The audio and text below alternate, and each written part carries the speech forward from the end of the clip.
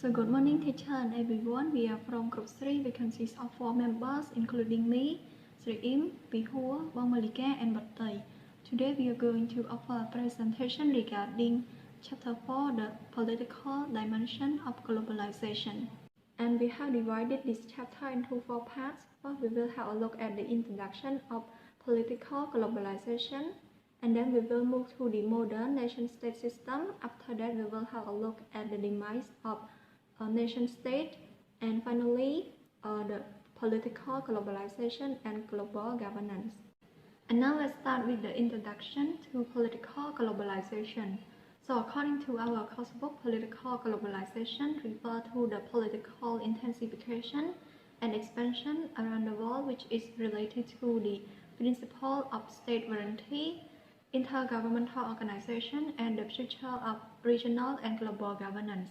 However, over the few hundred years, each country started to lead their politics with their own way, and it caused recent of division into the common us and unfamiliar them. Living in this separated political system, people have to be loyal to their nation, and they are fed with the bad image of the other nation. Hence, they think that their nation is the best. There are two different views over the political globalization. On one hand, the commentator from the camp of hyper-globalizers said that the period since the late 1960s has been marked by a radical territorialization of rule, politics, and governance. On the other hand, the globalization skeptic opposed to this and think that in modern society, political globalization can be seen through the continued relevance of the country and the emergence of regional blocs. These differences of opinion lead to three fundamental questions regarding the political globalization. One, if it is really true that the massive flow of people, capital, and technology have cut down the power of the nation-state across the territorial boundaries. Two, if it is in the economic or politics that the primary causes of the flow can be found, and the last question, are we witnessing the emergence of global governance? So this is the end of the introduction, and now let's move to the first main point that will be presented by Bihua. So thank you, Sri. So now I'm going to start with the modern nation-state system. So the origin of the modern nation-state system can be traced back to 17th century political developments in Europe. In 1648, the Peace of Westphalia concluded a series of religious wars among the main European powers and has formulated principles of sovereignty and territoriality. Although its political power tended to be local and personal in focus, it still subordinated to a larger imperial authority. The emergence of the Westphalian model did not eclipse the transnational character of vast imperial domains overnight. It nonetheless gradually strengthened a new conception of international law based on the principle that all states had an equal right to self-determination.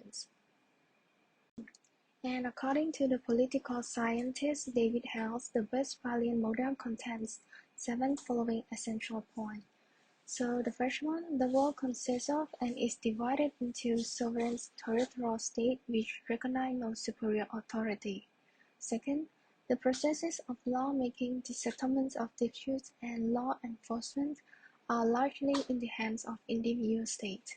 Third, international law is oriented to the establishment of minimal rules of coexistence. The creation of enduring relationship is an aim, but only to the extent that it allows state objectives to be met. Fourth, responsibility for cross-border wrongful acts is a private matter, concerning only those affected. Fifth, all states are regarded as equal before the law, but legal rules do not take account of asymmetry of power. 6. Differences among states are often settled by force. The principle of effective power holds away. Visually, no legal fetter exists to curb the result of force. International legal standards afford only minimal protections. Last but not least, The collective priority of all states should be to minimize the impediments to state freedom.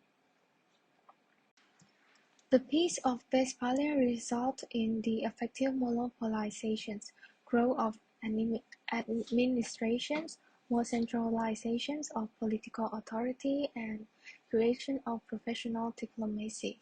State also provided the military resources necessary for the growth of commerce, which helped this European system of political rule extend around the world. The end of the World War I gave rise to the current nation-state structures. The 14 points of U.S. President Woodrow Wilson were based on the idea of national self-determination, but in reality, it proved to be very challenging to implement his presumptions that all kinds of national identity should be given their own territorial representation in a sovereign nation-state. Wilson's dedication to the nation-state did, however, coexist with the internationalist dream of creating a worldwide system of collective security under of a brand new international organization, the League of Nations. With the creation of the United Nations in 1945, his visions of giving international cooperation and institutional embodiments was ultimately accomplished.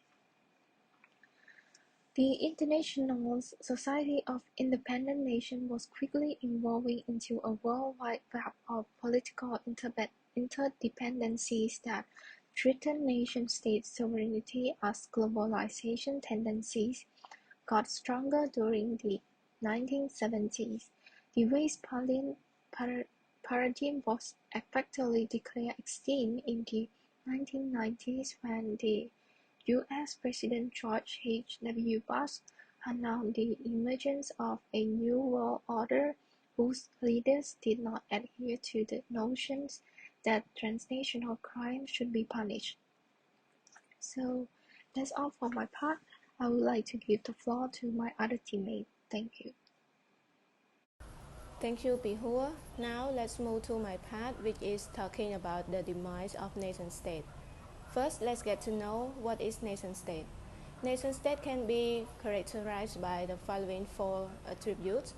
First is territory, second, population, third, government being able to have power over territory and population, and the last one, recognition from other states. A nation-state is therefore a territorial entity in control of several functions over a population being seen as authority from other states. However, globalization alone is not causing the decline of the nation-state. Not a single trend is able to reduce the power of the most important actor in the international system. Rather, different developments need to be taken into account when examining the situation of the nation-state. Major globalization developments like global capitalism influence the nation-state. Hyperglobalizers consider political globalization a secondary phenomenon driven by more fundamental economic and technological forces. They also argue that politics has been rendered almost powerless by unstoppable techno-economic power that will crush all governmental attempts to reintroduce restrictive policy and regulation. In the globalization skeptic view, the rapid expansion of global economic activity can be reduced neither to a natural law of the market nor to the development of computer technology. A concession doesn't mean that nation-state has become impotent bystander to the working of global forces. Government can still take the measure to make their economy more or less attractive to global investors. The series of drastic national security measures that was implemented worldwide as a response to the terrorist attack of 9/11 reflect political dynamics that run counter to the hyperglobalized prediction of the borderless world.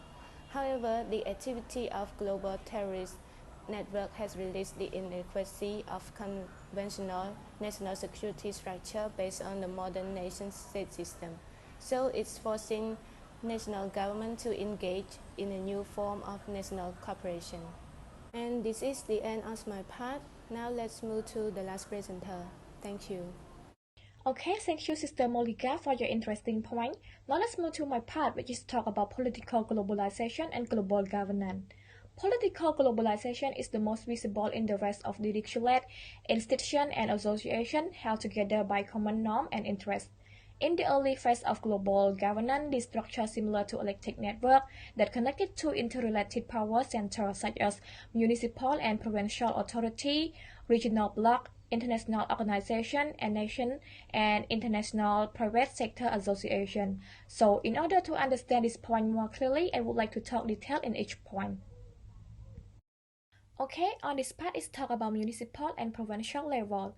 On the municipal and provincial level, there has been a remarkable growth in the number of policy, initiative, and transborder link between various sub-state authorities. For example, various province and federal state in Canada, India, and Brazil are beginning to develop their own trade agenda and financial strategy to obtain loan. An example on the municipal level is the rise of powerful country network like the World Association of Major Metropolis that develop cooperative venture to deal with the common local issue across national border. That's it. Now let's move to the next part that focus on regional level. Now move to regional level. There has been an extraordinary proliferation of two-side organization and agreement. Regional club and agencies have sprung up across the world, leading some observers to speculate that they will be eventually replace nation. State as the basic until governance. Try to integrate regional economic. This regional bloc has in some cases already involved into the lost political federation with common institution of governance. Okay, that's it for the original level. Now the next point is we'll talk about the global level. Okay, now let's move to the last point of our group presentation, which focus on global level. On global level, government have formed a number of international organizations, including the UN, NATO, WTO, and OECD, which is the full word mean the Organization of Economic Cooperation and Development. Full legal membership of this organization is open to state only, and decision-making authority leave representative from national government. Finally, the emerged structure of global governance is also shaped by global civil society, a realm populated by a thousand of voluntary non-governmental associates of worldwide reach.